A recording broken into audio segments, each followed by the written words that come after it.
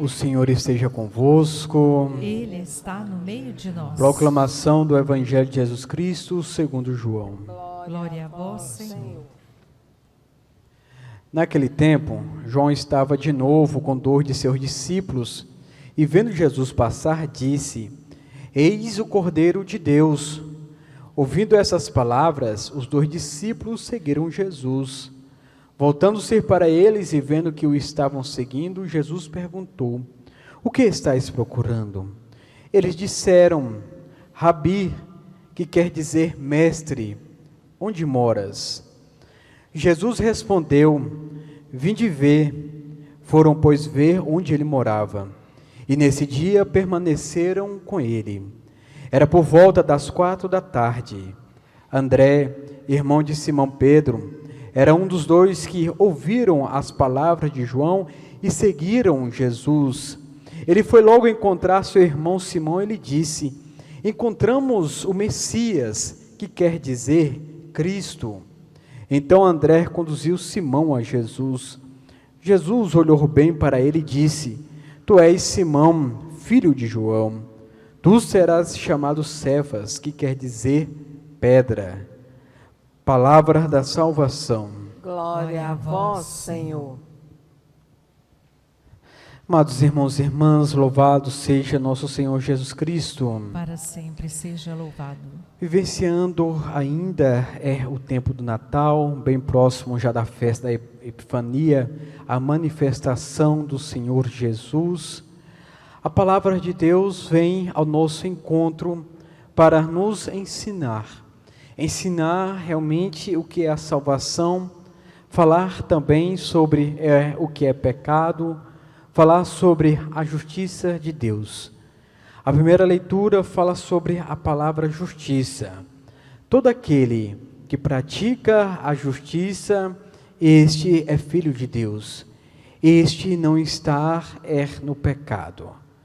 E para nós não estarmos no pecado, é preciso nós mergulharmos nas profundezas de Deus. Primeiramente, recebermos o batismo do Senhor. O batismo nos sela do pecado original, aquele pecado que é perpassado de Adão e Eva por todas as gerações.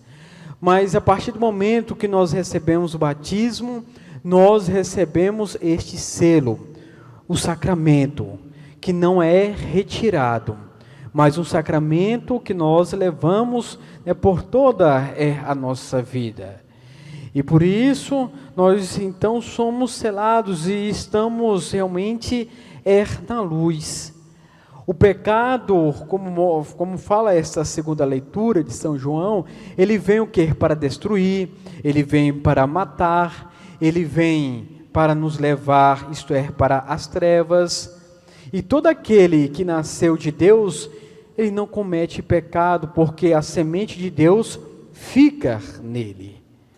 O pecado, amados irmãos e irmãs, ele faz nós retroceder. O pecado faz qualquer ser humano ter medo. Ele fica paralisado por conta justamente do pecado. O pecado tem este poder, mas não o poder de nos levar para Deus, mas sim de levar para as trevas. E aquele que está em Deus, este não está no pecado. Então, Deus, ele se revela para os corações que estão abertos, para os corações que realmente buscam o perdão de Deus. E todo o que não pratica a justiça não é de Deus. E de fato, nós praticamos a justiça, nós na nossa casa realmente praticamos a palavra de Deus. Esta é a justiça do Senhor. Praticarmos as orações.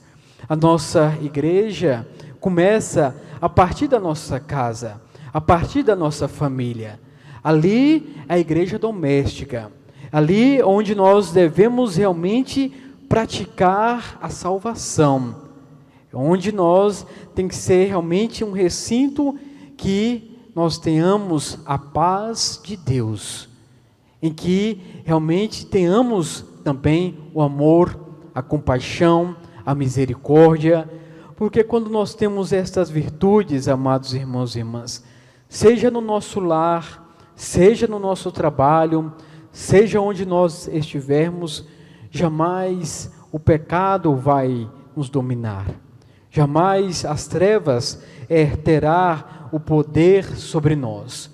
E bem no final dessa primeira leitura diz, nem aquele que ama também o seu irmão, este também não pode se dizer que é de Deus, se esse deseja realmente o mal para o seu irmão, se esse deseja a morte, o ódio.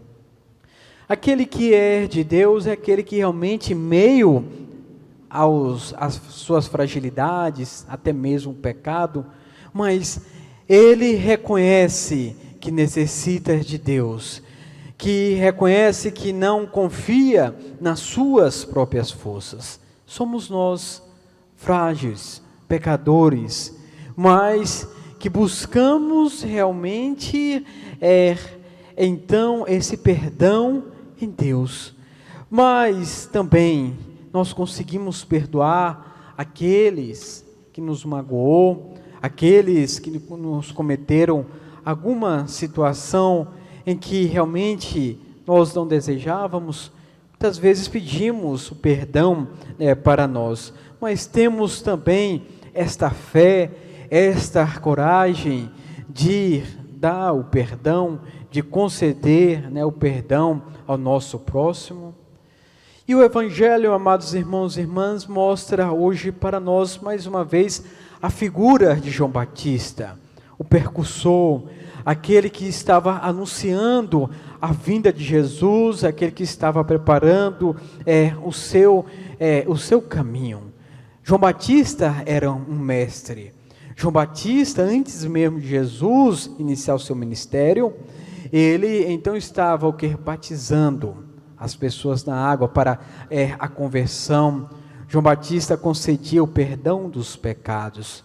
Mas João Batista, ele reconhece que ele não era o Messias, e sim que o Messias estava por chegar, e por isso que ele então gritava pelo deserto, ele anunciava a boa nova.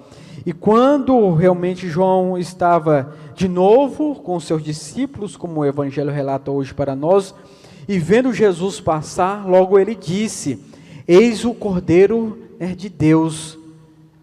Ouvindo essas palavras, os 2 discípulos também seguiram a Jesus.